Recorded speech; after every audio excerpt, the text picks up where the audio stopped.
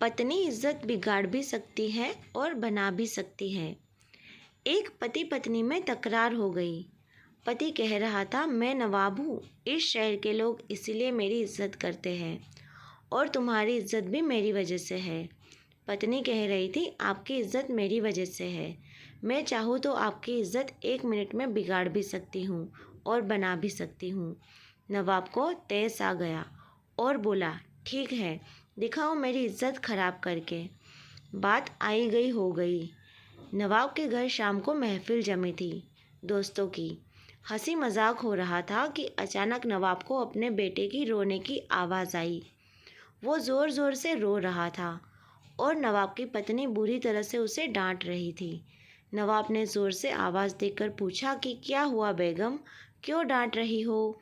बेगम ने अंदर से कहा, देखिए ना, आपका बेटा खिचड़ी मांग रहा है और जबकि उसका पेट भी भर चुका है। नवाब ने कहा, दे दो थोड़ी सी और। बेगम बोली, घर में और भी तो लोग हैं, सारे इसी को कैसे दे दूँ?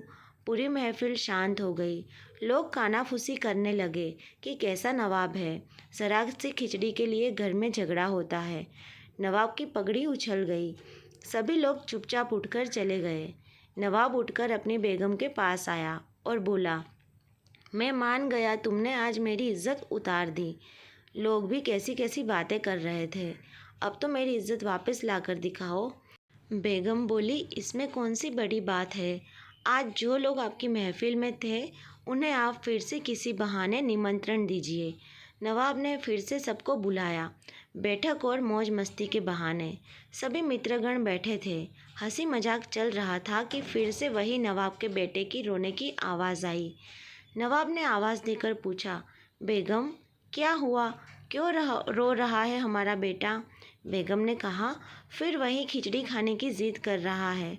लोग फिर एक दूसरे का मुंह देखने लगे कि यार, एक मामूली सी खिचड़ी के लिए इस नवाब के घर पर रोज़ झगड़ा होता है। नवाब मुस्कुराते हुए बोला, अच्छा बेगम, तुम एक काम करो, तुम खिचड़ी यहाँ लेकर आओ, हम खुद अपने हाथों से अपने बेटे को खिचड़ी खिलाएंगे, वह मान जाएगा, और सभी मेहमानों को भी खिचड़ी खिलाओ। बेगम ने जवाब दिया, जी नवाब साहब। बेगम बैठक खाने में आ गई। पीछे पीछे नौकर खाने का सामान सर पर रखकर आ रहा था। हांडियाँ नीचे रखी और मेहमानों को भी देना शुरू किया अपने बेटे के साथ। सारे नवाब के दोस्त हैरान। जो परोसा जा रहा था वो चावल की खिचड़ी तो कतई नहीं थी, उसमें खजूर, पिस्ता, काजू, बादाम, किशमिश इत्यादि से मिलाकर बनाया हुआ स्वादिष्ट व्यंजन था। अब लोग मन ही मन सोच रहे थे कि ये खिचड़ी है, नवाब के घर इसे खिचड़ी बोलते हैं तो मावा मिठाई किसे बोलते होंगे। नवाब की इज्जत को 4 चांद लग गए। लोग नवाब की रईसी की बातें करने लगे।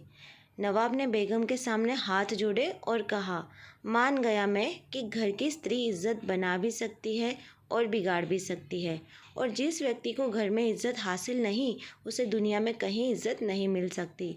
सृष्टि में यह सिद्धांत हर जगह लागू हो जाएगा। अहंकार युक्त जीवन में स्त्री जब चाहे हमारे अहंकार की इज्जत उतार भी सकती है और नम्रता युक्त स्त्री जीवन में इज्जत बना भी सकती है। उम्मीद है दोस्तों आपको ये कहानी ज़रूर पसंद आई होगी। कमेंट करके ज़रूर बताइएगा। वीडियो अच्छी लगी हो तो लाइक और शेयर करना बिल्कुल ना भूलें। चैनल पर नए हैं तो सब्सक्राइब करना बिल्कुल ना भूलें। अब मिलते हैं एक नई स्टोरी के साथ, तब तक के लिए बाय।